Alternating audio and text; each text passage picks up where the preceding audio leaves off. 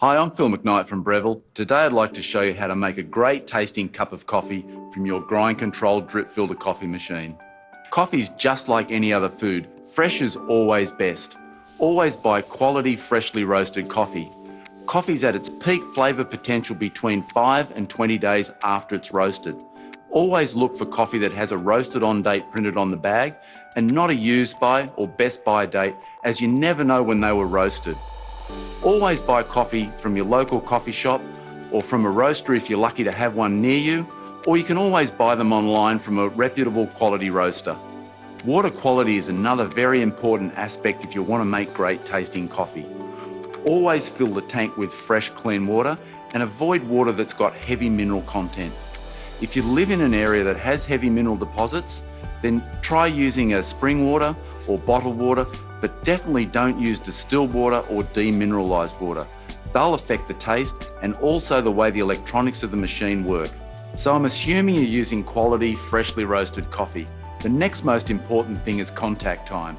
Contact time is the amount of time that the water stays in contact with the ground coffee, and this can have a dramatic effect on taste.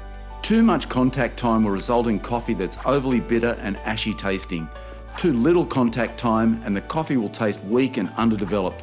In drip coffee makers, grind size usually determines contact time. This is what the ideal grind size should look like. It looks like beach sand.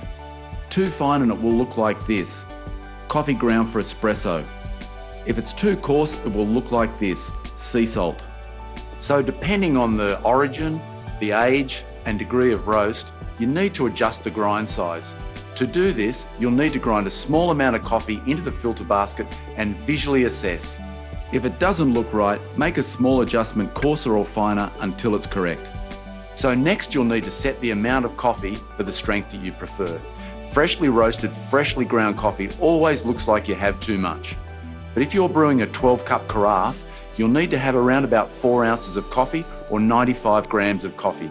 I recommend you start on strength setting 4. This should be a medium strength cup. If you like a stronger coffee, then increase the strength setting.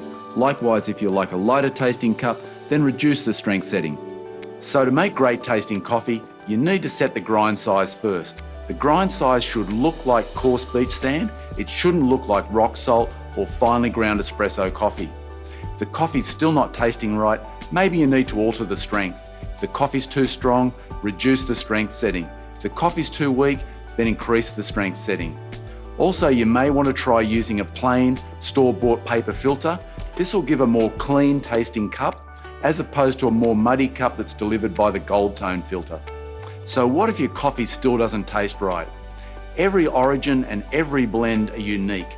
They'll even taste very differently from roast to roast. That's the fascinating thing about coffee.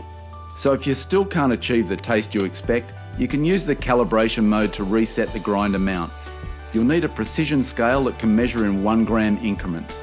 Start by setting the grind size first, then place the empty filter basket on the scale and tare it.